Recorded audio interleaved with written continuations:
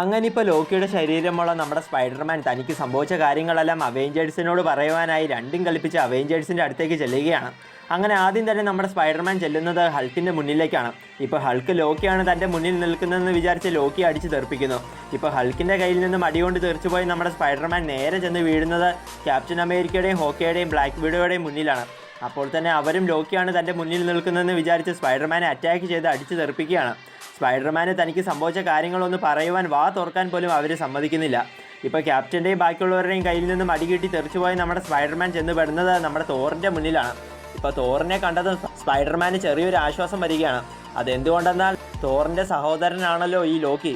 അതുകൊണ്ട് തോറ് താൻ പറയുന്നതെല്ലാം ആദ്യം കേൾക്കുമെന്ന് സ്പൈഡർമാൻ വിചാരിച്ചു. പക്ഷേ സ്പൈഡർമാന് തെറ്റിപ്പോവുകയാണ്. കാരണം ഇപ്പോൾ തോറ് ലോക്കിയാണ് തൻ്റെ മുന്നിൽ നിൽക്കുന്നതെന്ന് വിചാരിച്ച് തൻ്റെ ചുറ്റിക കൊണ്ട് സ്പൈഡർമാനെ അടിച്ചു തെറിപ്പിക്കുകയാണ്.